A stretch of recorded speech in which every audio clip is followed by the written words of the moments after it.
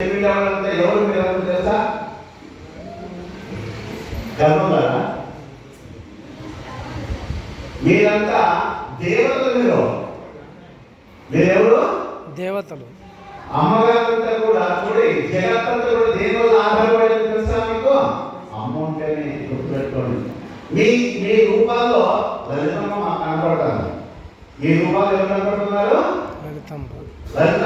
నేను లలిత దేవి చూడలేదు. నేను శాసనాలు మా అమ్మగారు ఉన్నారు ఇక్కడ.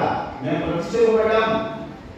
ఈశ్వరి అని చెప్పేసి మేము రోజు వారానికి ఒకసారి లలిత శాసనాలు మా శిష్య బృందంతో మేము చేస్తుంటాము. కానీ ఈ అట్టేకల్లో పరివేశంగా ఆరాధనా కార్యక్రమంలో భాగంగా మిమ్మల్ని ఎక్కడెక్కడ ఉండే పలు ప్రాంతాల నుంచి కూడా తీసుకొచ్చి ఇక్కడ లలితా శాస్త్రం పోటీలు పెట్టారు అంటే మేము చాలా ఆనందదాయకం. మిమ్మల్ని చూసిన చాలా సంతోషం. ఏ తొందరమైనా కూడా వచ్చారు ఇక్కడికనే. ఎందుకంటే మాకు మీలాంటి ఆదర్శవంతులు మాకు కావాలా. మా సమాజానికి కాదు, సంఘానికి కాదు, దేశానికి కాదు, ప్రపంచానికి కావాలి. లలిత సహస్రాలే కాదు, విష్ణు సహస్రాలే కాదు, శ్రీమద్ భగవద్గీత. మీరు ఈ ఆరోగ్య పరిస్థితులు ఉండదండి. నేను అమ్మగారికి కదా లలిత సహస్రనామాలు చేస్తే మాకు నువ్వు వరాలు ఇస్తుంది, దాంట్లో బాగుపడదు కాదు, ఇహంలోనే కాదు మీకు ఫలాన్ని ఇచ్చేది, ఇహవరాలు సుఖాలు ఇచ్చేది ఏదంటే శ్రీమద్ భగవద్గీత అన్నమాట. మీరు చూడండి, మానవ జన్మ వచ్చిన తర్వాత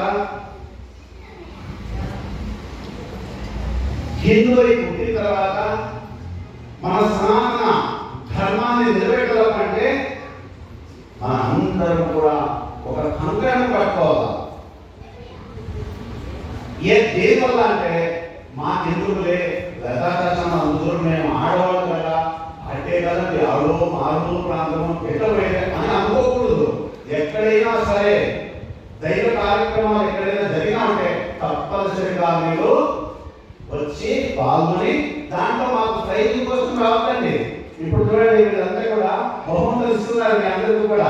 మాకు వస్తావో రావో, వాళ్ళకి వస్తావో, ఎవరికి వస్తావో, మాకేం వస్తున్నావో రావో, ఎంత వస్తారో, మొదలుకోమని వస్తారో ఆ భావంతో రావద్దండి.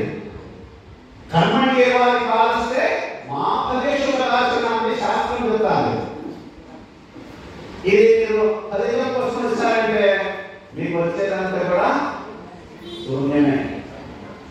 ఫలితాన్ని ఆశించకుండా ఎప్పుడైతే నిష్కామంగా ఆవేశరహితంగా ఈశ్వరాత్మ బుద్ధిలో ఎప్పుడైతే వచ్చారంటే మీకు ఎంత ఐకంగా మీరు గుర్తుపెట్టుకోవడం అనుభవం మీకు తెలియదు. ఆ కీలకం లేదు. మీరు యాడ వెతుకుతున్నారు, వెతికేదంతా మీకు కాదు. వెతుకోకుండా ఉన్న కళ్ళు చూసుకుంటే అది ఆపద అక్కడే అంటున్నాను. మీరు ఎక్కడో ప్రకృతిలో వెతుకుతున్నారు, ఏవో కావాలని అది రావండి. మీరు కళ్ళు చూస్తున్నాను ప్రార్థన చేయండి. అవినీతి పాదాలు రాకపోతే అప్పుడు అడిగాను. ఎందుకంటే మా స్వానుభవంతో చెప్తున్నాం ఇవన్నీ విషయాలు అన్నమాట. అందులో మీ అందరూ కూడా చాలా మేము వచ్చినప్పటి నుంచి కూడా చూసాం. చాలా చక్కగా లలిత సహస్రనామాలు చెప్పారు. మేము మీ అందరితో పంచుకునే భాగ్యం కూడా మాకు ప్రదేశంలో కార్యకర్తలందరూ కూడా ఏర్పాటు చేశారు.